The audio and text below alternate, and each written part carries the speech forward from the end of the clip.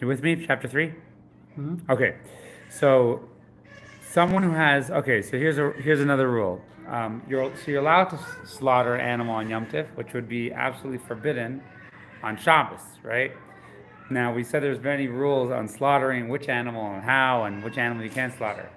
Now the rule is like this: there's a mitzvah in the Torah when you slaughter a chaya or an oaf. A chaya or an oaf is a chicken or bird or a wild animal. So then you have a mitzvah of covering the blood with earth. On the other hand, when you slaughter a domesticated animal, there is no mitzvah of doing that. So when millions of Jews around the world are going to do kaparis, right, with the chicken this weekend, one of the things you're supposed to do is when they slaughter it, you do the mitzvah of covering the dirt. So they usually have like a pile of dirt there, and you get to make a special blessing, al kisei dam ba'afar, that you get to cover the blood with the dirt, and that's something that needs to be done. So that is when it comes to chaya and oif, wild animals like let's say a deer, giraffe, you know, or birds, pigeons, doves, chickens. Okay, so now this is what you need to do. Now, if you want to slaughter an animal on Shabbos, Is chicken considered a bird, chicken's considered a bird. Yeah. even though is fowl considered meat then, So fowl is considered birds. except for chicken? Chicken as well. Chicken is considered a bird. They're all considered. Um, But for kashrut, So we hold that the obligation the fact that you can't mix it with milk is rabbinic origin. but only for chickens. No, birds, any birds. All birds. All birds are rabbinic origin of Okay. mixing milk and meat. Okay. There is an opinion in the Talmud says it's biblical origin, but we hold it's rabbinic origin, but we are extremely vigilant about it nonetheless, that we don't mix them. Okay, so someone who he has dirt or he has ashes, and he already has like a bucket of them, and he prepared them, then he can shecht and cover the blood. But if he does not have it prepared, then he shouldn't shecht. And if he does shecht, then he shouldn't cover the blood until night, till after the holiday. Similarly, let's say you have something, so let's say buffalo, bison. Are bison domesticated animals or wild animals? Well, it's not clear because they're like the same buildup as a cow, but they're wild. So if you're not sure, so you're slaughtering an animal, you're not sure if it's a wild animal, domesticated animal, then you shouldn't slaughter it. And if you do it, you shouldn't cover the blood until night. Even if you have a bucket of dirt or ashes that you could cover it. So chicken, if you have a bucket of ashes, then you could cover the blood. But when it comes to one of these animals, you shouldn't do it because someone might say this is for sure a domesticated animal, or this species is a domesticated animal. They'll make a mistake, and therefore you can only do it afterwards. And what's the big difference? On a cow, there's certain parts that are forbidden to eat. The chalev is the certain types of fats are forbidden to eat. They have to be they're forbidden to eat in the Torah. So those parts on a wild animal you can eat, and on a domesticated animal you can't eat. So therefore, because on Yom Tif, all these ideas of slaughtering are much stricter. When it comes to animal when in doubt, you don't cover the blood till after at night. Okay. Let's say you slaughtered an animal right before Yom Tif, but you didn't cover its blood. You shouldn't cover its blood on the holiday. If you slaughter a behema or a chaya on Oif and Yom Tif, and the blood gets mixed, you shouldn't cover it until night. And if you have a bucket of earth or ashes and you can cover it with one shot, then you can cover it. So yeah, you have to cover all the blood when you slaughter chickens. It's a mitzvah to do. So, and on the other hand, when you slaughter cows. Okay. If you slaughter a cow, let's say, for example, on the holidays, number 3, you can pull wool to the place to the place of the knife, as long as you don't move it from its place. Rather, it should remain connected with the rest of the wool on the neck. However, so here's the problem. The problem is you're not allowed to pull off wool on Shabbos or on the holiday. You're not allowed to pull off feathers. So is it referring to just moving it out of the way? Yes, it's referring to moving out of the way, because so we're worried that, so now you might have a big knife that could go through, which would not be as good, right? It wouldn't be as good shechita wise, but but you're not allowed to, and as we said yesterday, the only laws which are allowed on the Yom Tif are ones which are relevant to eating. So we're just talking about exposing the skin Correct. for the knife. Correct. And we're saying that what we're saying is we're being conscious of the fact that you may end up shearing your sheep somewhat, which is, even if you pull off wool from your sheep, even if you pull it with your hands, that's forbidden on Yom Tov. So you can shecht, but you can't shear. Yes, correct. Because shearing is not for food purposes, but shechting is. If you skin an animal on Yom Tov, you shouldn't salt it. Right now, we're not talking about salting the flesh. We're talking about you have to salt the leather in order to preserve it. So you shouldn't salt it because you're working with the leather and you're doing a malacha, which is not for eating, right? You want to save and make and preserve this skin from the animal. So the rule is you can't do it on Yom Tov. However, you can put it in a place where it's trampled, and over it's trampled, and you don't lose, and you won't lose it. So the two things they would do is you have to flatten it out, and you also have to salt it. So you can't salt it, but you're not really doing a malacha by having animals walk on it or people walk on it.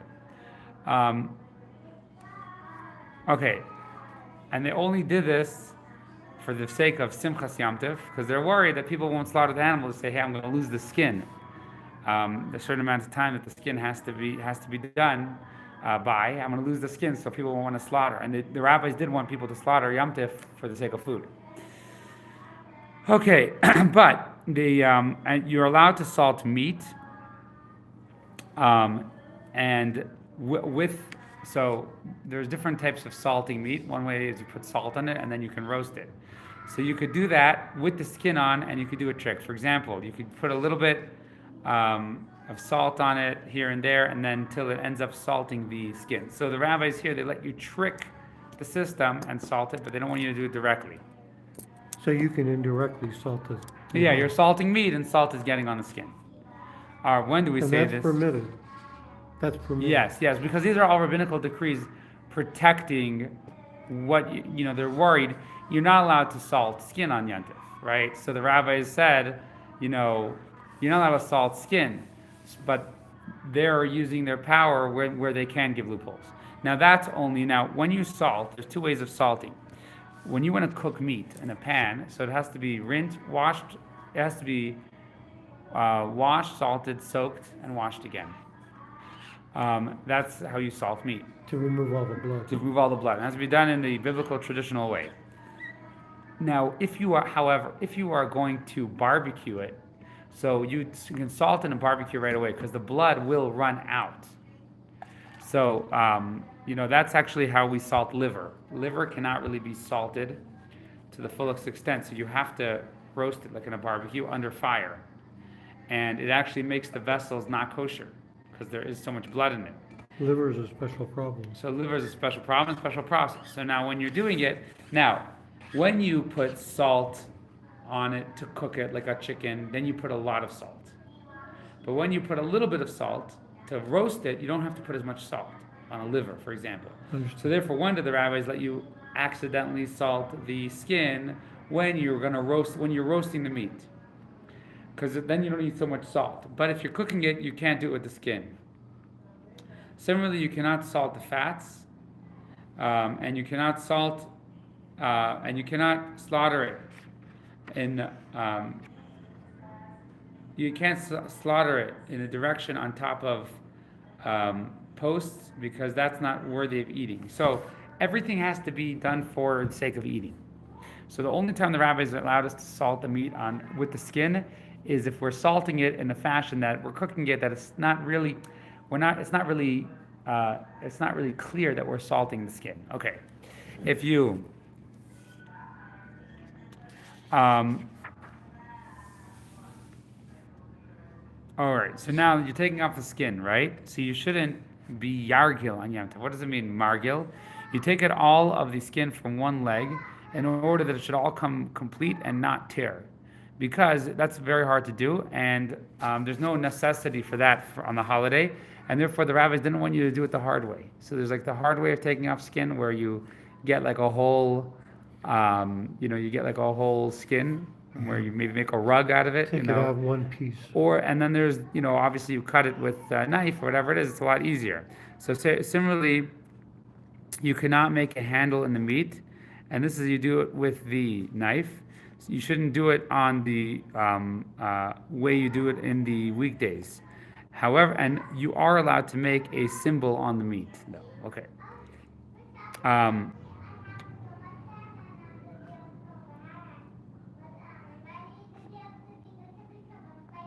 all right. So what's this beginning of number 7?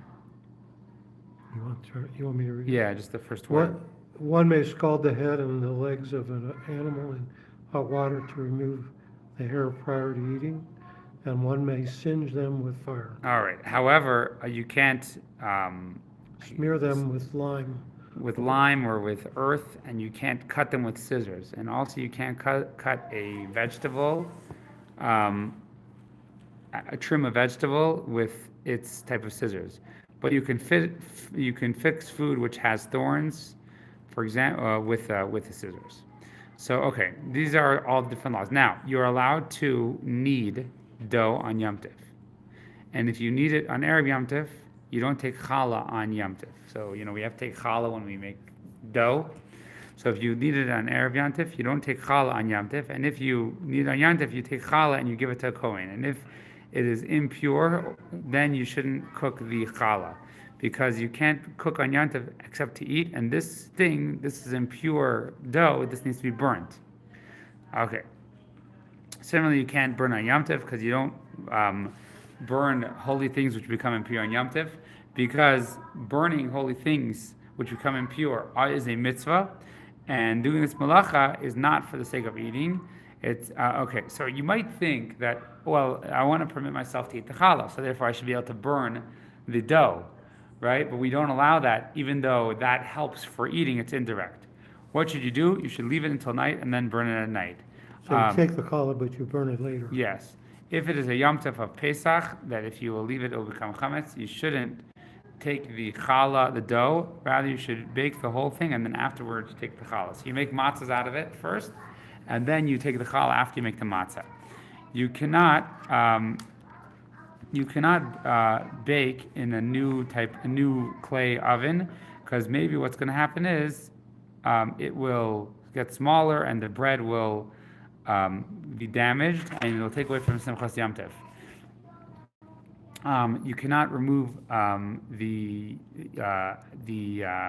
mud that fell into the oven. Are you on the next one or the same one? Middle of the law. Yeah, one may not rake mud that fell into an oven or a double stovetop, but one may smooth down the ash inside them, if it is impossible to use it for baking or roasting. Yeah. Unless it is raked, it is permissible. All right, and you can also close the oven, seal the oven with mud, which is next to the river, and that's as if you already softened it the day before. However, to knead mud on Yom Tov is forbidden. In other words, to mix water and dirt, but you could do it with ashes. You can use ash. A new oven, you cannot rub it with oil on the holidays, and you cannot wipe it with the matlas, with a cloth. Now, this is kind of like what they do with cast iron pots. Cast iron pots have oil inside of them. And you cannot put it in cold in order to, I guess, make it hard. Temporary, probably. Yeah, and if it's in order to bake in it, then you're allowed to. You cannot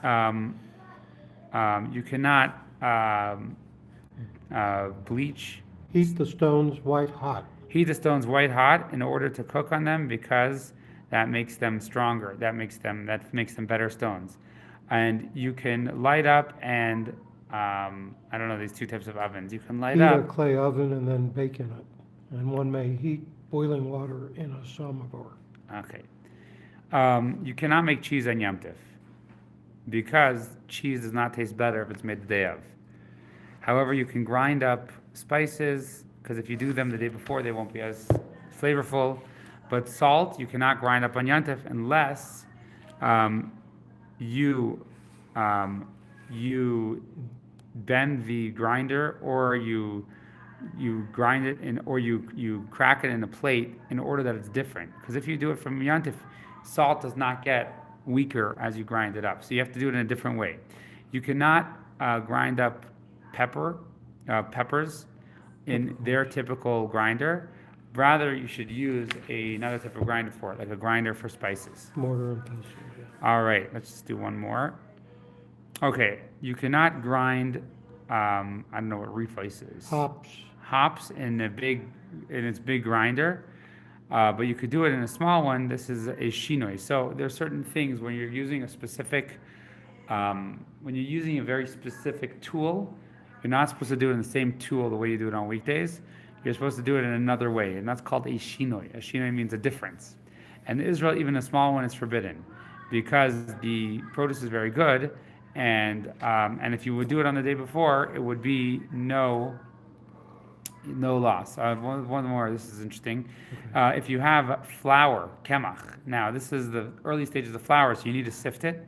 Even though you sifted it before Yantif and you took out the bad parts, you can't do it a second time on Yantif unless something specific fell into it. So the pebble fell into it, so then you can sift it again. So you shouldn't say, oh, I already sifted, I'm just sifting it a second time. But if you do it in a different way, it's permitted. For example, let's say you use the bottom of the sieve, or you change up how you exactly use a different tool. All right, so those are laws of the holidays. The laws of the holidays are, we don't really slaughter. It's very unusual to slaughter on the holiday. I'm sure there's some people in Israel who do it, but it's very unusual to slaughter. But a lot of these things, when we cook on Yom Tov, we're allowed to do most things, but we have to always be careful of exactly what we're allowed to do and what we're not allowed to do. Yeah.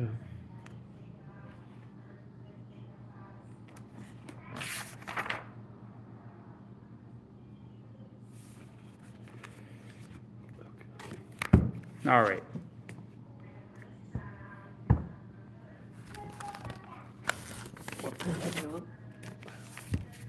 We are on page 43, 44.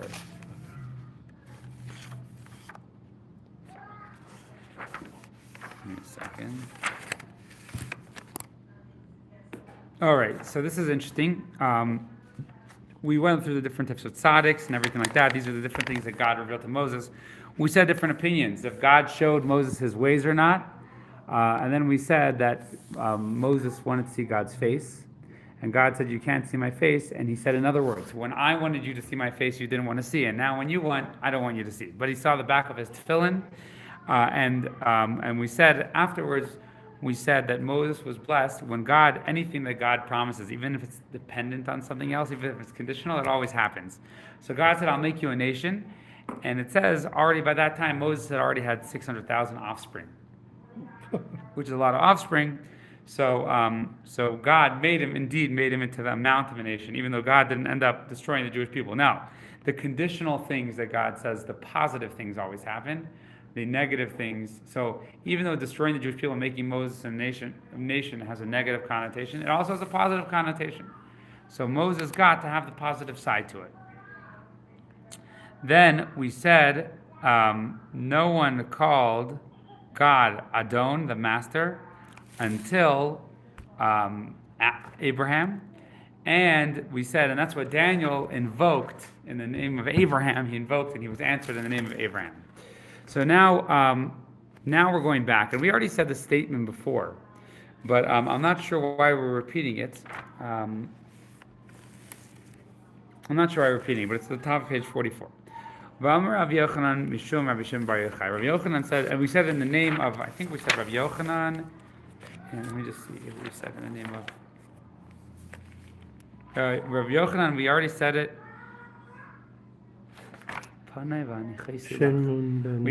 We said it earlier, Rav Yochanan in the name of Rav Yossi. Now we're repeating it, we're saying statements from Rav Yochanan, which have to do with this biblical time. Rav Yochanan said in the name of Rav Shimon bar Yochai, where do we know that we don't placate a person while a person is in the throes of anger? As it says, Pana yelechu, God says to Moses, my face will go, and I'll give you rest. So God tells Moses not to. He says to Moses, he says, I'm angry now. Wait till I'm not angry, and then I will talk to you. Rabbi Yochanan said his name is Shimon Bar Yochai.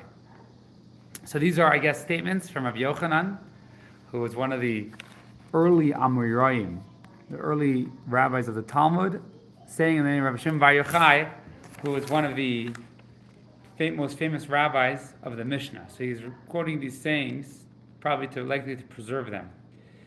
V'yom shabara HaKadosh Baruch Hu esay lami.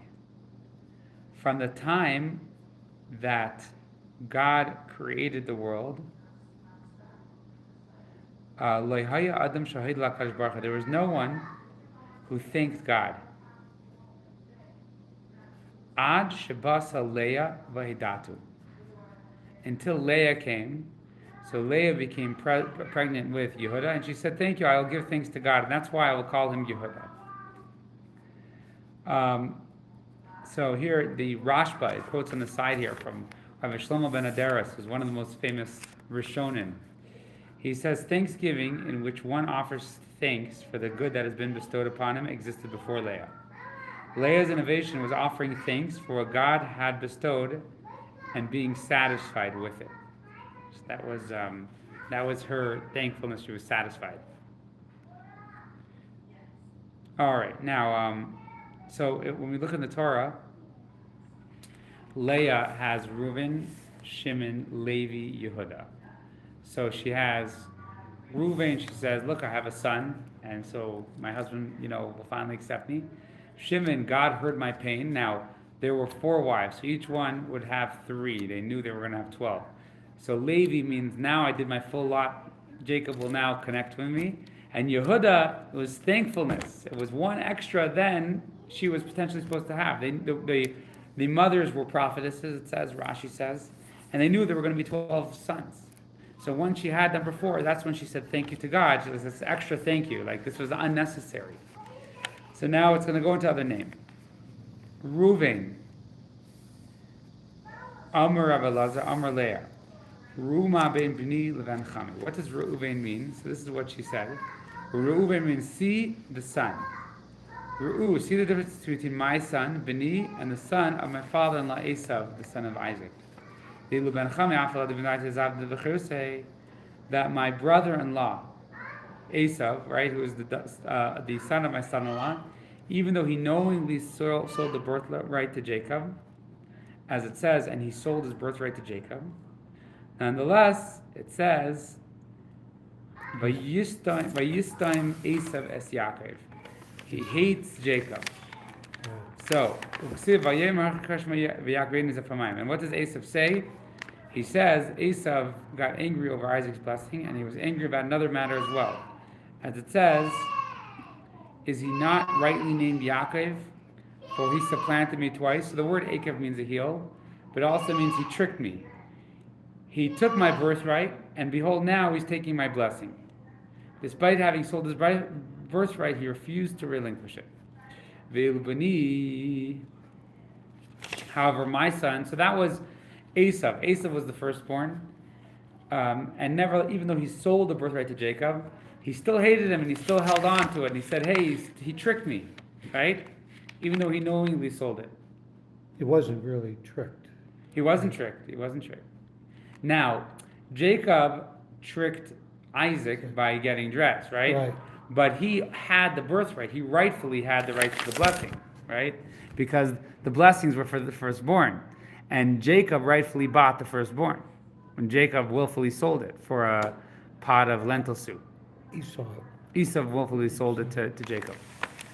But when he impersonated Esau, it was after Esau had sold it to him? No. Yeah, much after. They were, pretty old by then actually. Esau sold it when he was 13 years old to Jacob. So why was Esau so upset? He was upset. He was upset because I guess he lost it in the moment he sold it, and later on he was upset. So now, That's what she says about Esav. Esav, even though he sold it, nevertheless, he still buried a grudge, and he still hated Jacob, and he still made it like he didn't sell it.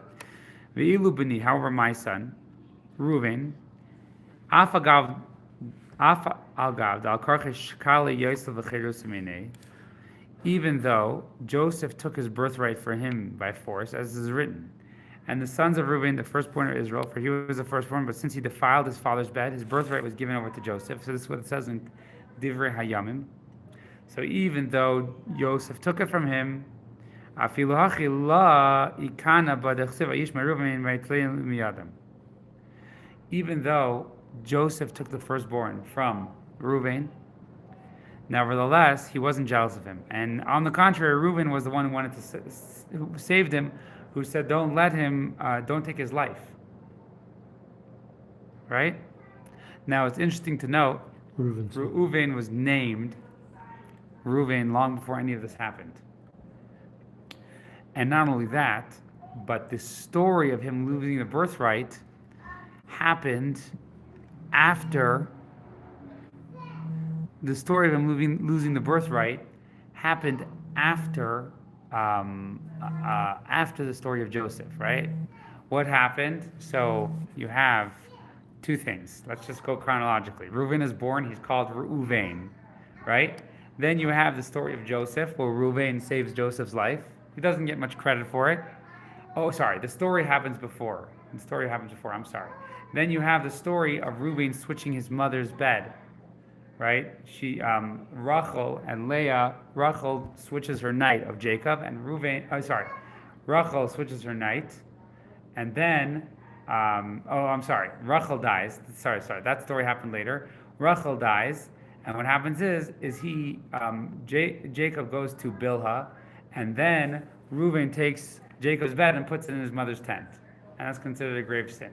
So, nevertheless, in history, he always accepted Jacob. So, we actually have this interesting thing.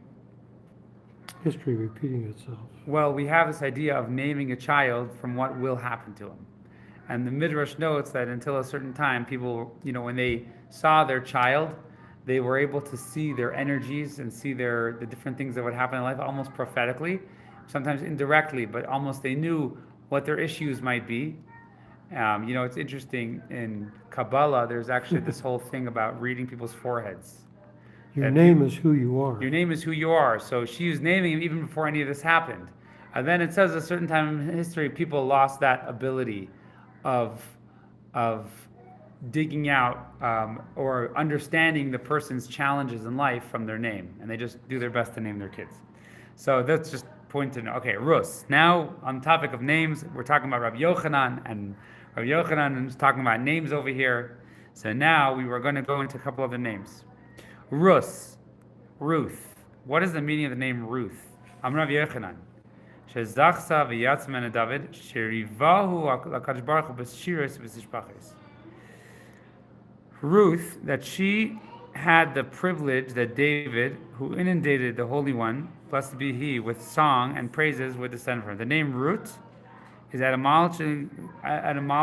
etymologically similar to the word inundate, Riva. So Riva has a Reish Vav and Rus has a Reish Vav. Interesting to note, I don't know this for sure, but seemingly Ruth is a Moabite name, right? But the rabbis are nevertheless talking about how they can see in a name. She was a Moabite. She was a Moabite. So I don't know. I mean, I don't want to say maybe she had a different name before she became Jewish, right? Maybe Ruth was her Jewish name. I don't know for sure. I have to look carefully. I never heard of her having another name, but seemingly it's a Moabite name. But nevertheless, Rabbi Yochanan is saying the Moabite name, just the verbiage and the sounds of different names, they have meaning. And what was the meaning of Ruth? Rus means because her grandson, King David, her great-grandson, King David, he was Rivahu, HaKadosh Baruch Hu. He satiated God with his songs. So regarding the basic assumption, these Hamiletic interpretations of names are allusions to one's future, the Gemara says, Milna lan deshma garim. From where do we derive that the name affects one's life? I'm Rabbi Lazdam. Rakar lechu chazam mifalis Hashem asher some shamis baris. I'll take a shamis al Hashem. So here's a verse in the Psalms that King David wrote. Go and see the work of the Lord, who has made desolations, shamot, on earth. Shamot means desolations, empty places. However, shamot, don't read it shamot. Shamot homiletically also can be read shemot as names. The names given to people are therefore the works of God upon earth. Now, Rabbi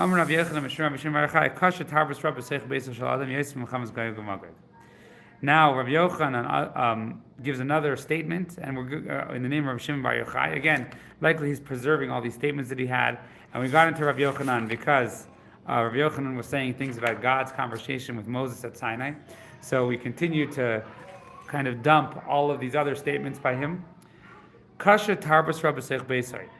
The existence of wayward children in a person's home is kasha yosim achamas Gog and Magog. It is more troublesome than the war of Gog and Magog, the ultimate war. As it says, Mizmor LeDavid. This is a song of David. V'varcha mipnei Avshalom b'nai.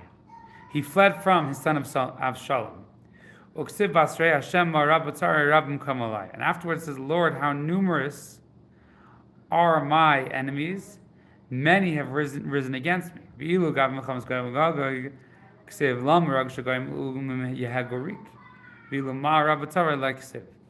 regarding Avshalom, it says, King David, when he's saying, he says, Lord, how numerous are my enemies, many have driven against me. Regarding Gog and Magog, if you look at a psalm before, it says, why are the nations in uproar?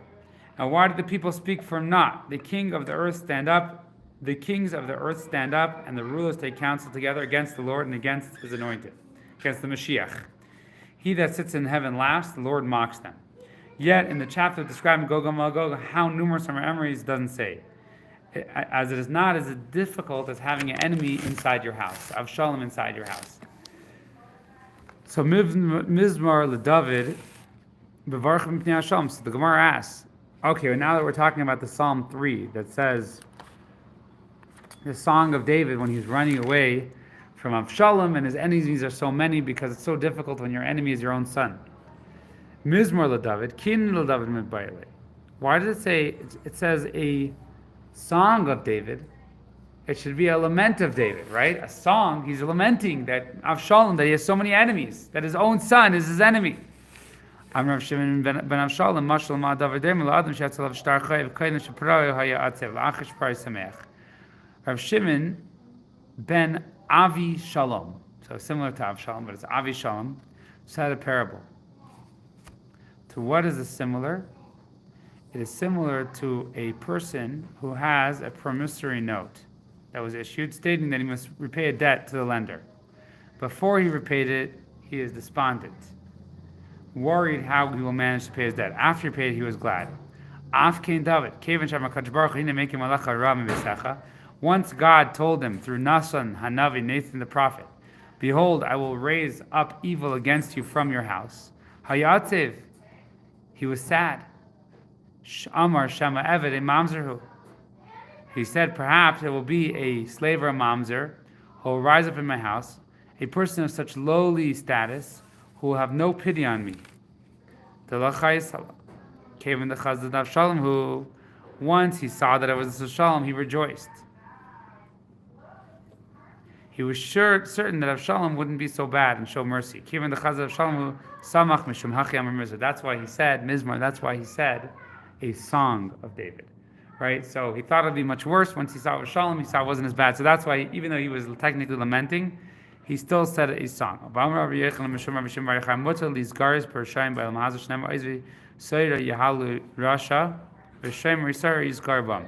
He said it's permitted to provoke the wicked in this world.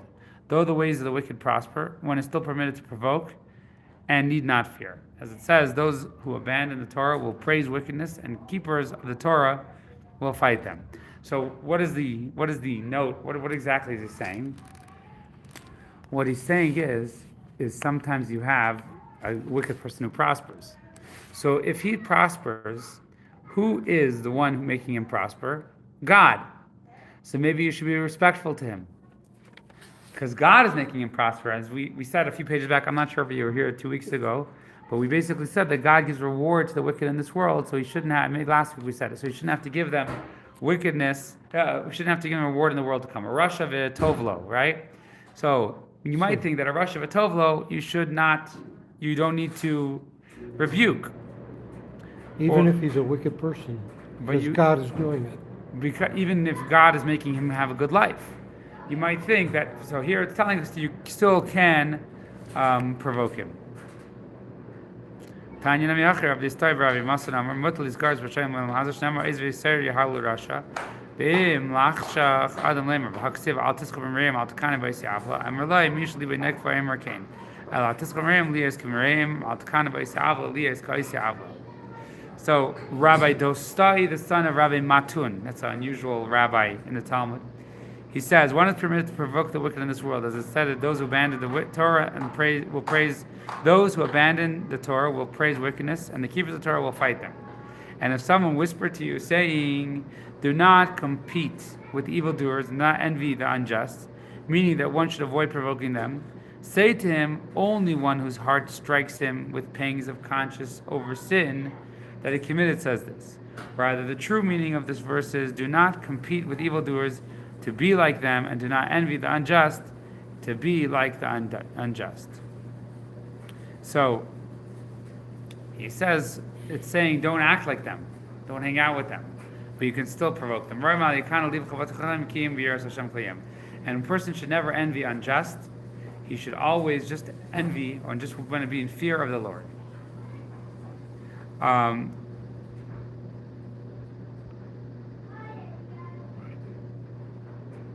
Okay, now why is it okay to provoke?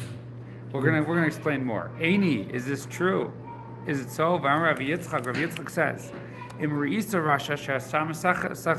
if you see a wicked person whose hour is smiling, al tiskara by, do not provoke him. As long as he's enjoying good fortune, don't confront him.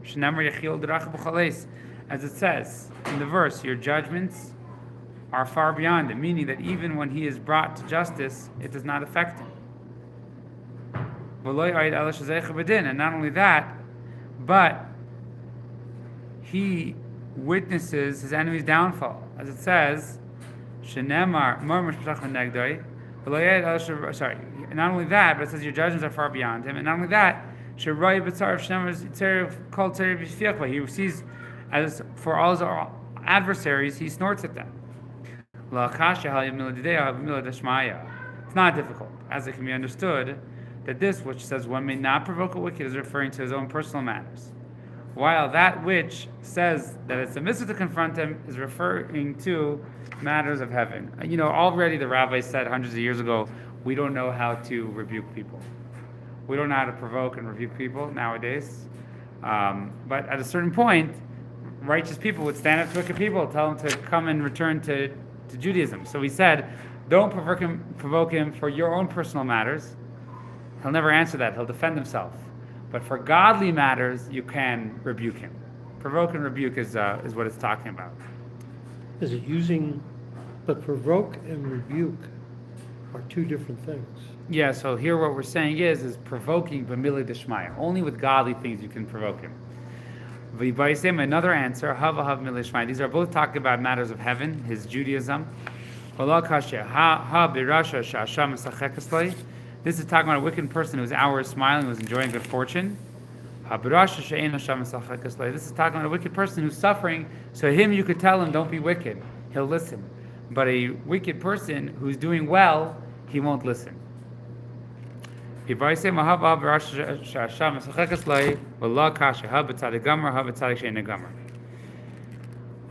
answer is, and this is probably a very important answer, they're both talking about a wicked person who's doing well. This is talking about a complete righteous person. And the one who cannot provoke him is talking about someone who's not completely righteous. The Amar Rav Huna, Lama Savid Bagdim Takrish Bivala Rasha Tzadik Mimenu. Rav Huna says, what is the meaning of the verse in Chabakuk? Why do you look on those who deal treacherously and hold your peace, when the wicked swallows the man more righteous than he? The verse is difficult to understand. Do the wicked swallow the righteous? Isn't it written, the Lord will not leave him in his hand, nor allow him to condemn when he is judged? And it is written, no mischief shall befall the righteous. Rather, the wicked swallows the man more righteous, and he means the man who is more righteous than he, but not completely righteous, he swallows. The completely righteous, he does not swallow. So here it's actually saying something very important. We all have sins. So even if you're righteous and you have sins, you shouldn't reprimand someone else. You shouldn't provoke somebody, because you also have issues. You won't be protected. Right. But a truly righteous person, who's truly righteous, he can go and he will be heard out. It reminds me, there's a